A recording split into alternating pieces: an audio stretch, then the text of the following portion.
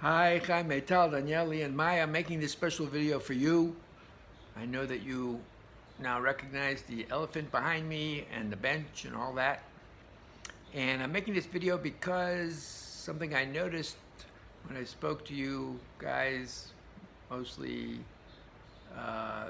girls, on your trip, and that is that perhaps understandably your relationship to this country is not like this is my homeland, this is my country.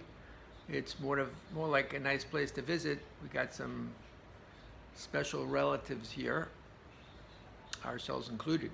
So I'd like to share a kind of wild, crazy theory I have, which may or may not make any difference in that impression you have of Israel.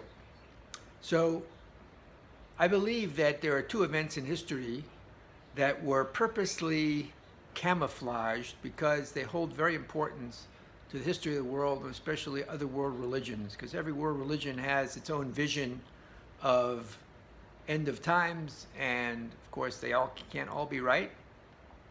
So the first event, which was very significant in the world, is the birth of David, because they all know that in the Bible, King David is going to be, from the line of King David is going to come the Messiah.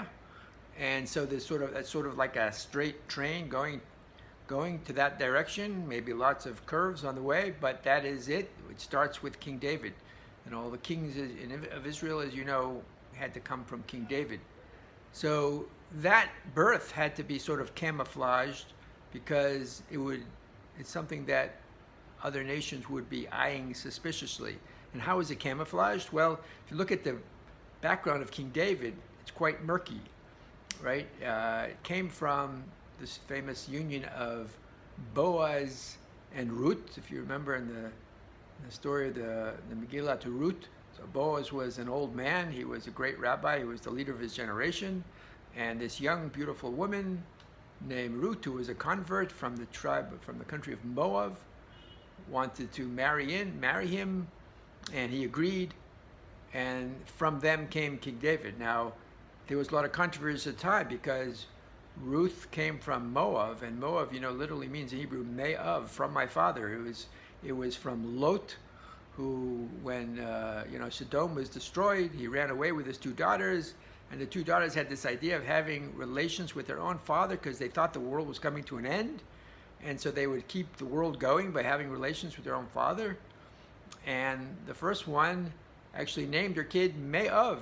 This child comes from my father, which is not something you would necessarily be proud of, but that's where Ruth came from.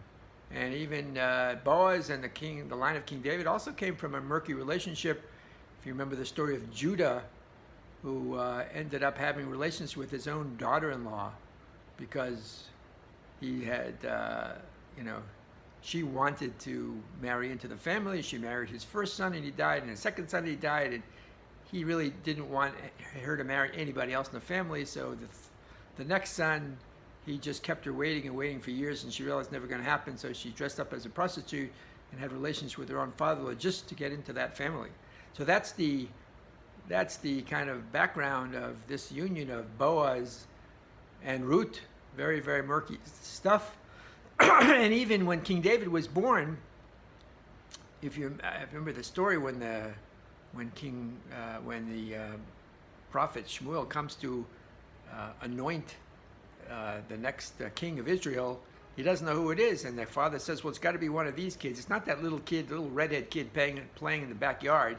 That was David. It can't be him. It must be one of these guys." And of course, it wasn't. And why didn't he think that little redhead kid in the backyard? Because he didn't even know if he was legitimate.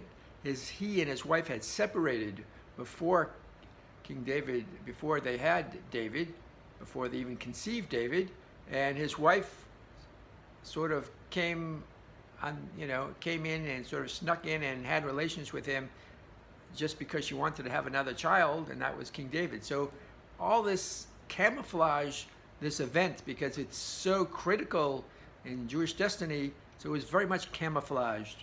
So I'm going to make this wild claim that the same is true of the birth of Israel. So the birth of the State of Israel in 1948 came after the Holocaust. So already the world, when it started to perceive the enormity of the event, 6 million Jews dying, and so the remnant asked, hey, can we get back to this land and have it start our own little country? And of course, this had been going on a long time with the Balfour Declaration, all kinds of stuff, a long, long struggle, and then when they had to kick the British out. So it was a concession made out of sympathy for the Jewish people after the Holocaust, that they let them have the state. And as you may know, many countries, including the United States, I mean, almost every country had a ban on any weapons, because they all knew that as soon as the state was declared, Israel would be attacked by 5 Arab armies, and they thought for sure they're going to be wiped out. And they had their speech already, oh, I'm so sorry this happened. Really wanted to give you guys another chance back in your old ancient homeland. Sorry about that.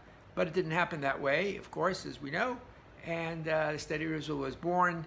And then in 1967, another crazy miracle happened where, as you know, in the time of the Bible, the whole country was centered around the Temple of Jerusalem. And then we got access to the Temple of Jerusalem, the Western Wall.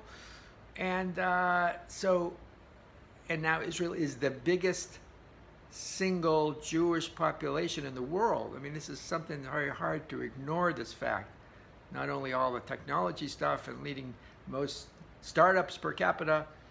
So all this means that, again, it had to start in this kind of camouflage way where nobody would notice, sort of sympathy because of the Holocaust, as I said, hoping that it would be stillborn and it would be destroyed. So here we are, this enormous event, the State of Israel, is almost too big to put your arms around. That's why I think it's very, very hard for young people. We just had some new neighbors who moved in to our little building here, and we had them over, and again, no sense at all, even though one came from Russia and one from Belarus. Belarus is even more big dictatorship, even worse than Russia. They had no sense of gratitude that they're here in Israel, in a free democratic country, and they certainly didn't see anything miraculous about the State of Israel, because they're in their 20s and they just don't see it. It's very hard when you're born after that. But I think that that's something maybe you want to, guys, talk about as a family and see if you can, get some sense of the enormity of the event that there is a State of Israel, that the Jewish people have. It's the only nation in the world that came back to their original homeland after being kicked out, and everyone thought that they would be gone and this language of Hebrew would be gone. It's all coming back, and as I said, now it's the biggest community in the world, 7 million Jews. I mean, that is amazing. So I would love to hear any comments, questions. I would love to hear anybody challenge me, tell me I'm crazy. It's all good. It's all good. Let's have a dialogue. So skip all the rest of the videos that you haven't seen. I don't want to burden you with all that. Just watch this one, and it would be great to get your feedback. So I very much appreciate that. Again, it's my theory, and it's a little bit out there. I agree, but there it is. I laid it out. Okay, take care. Love you all. Hope to hear from you. Bye-bye.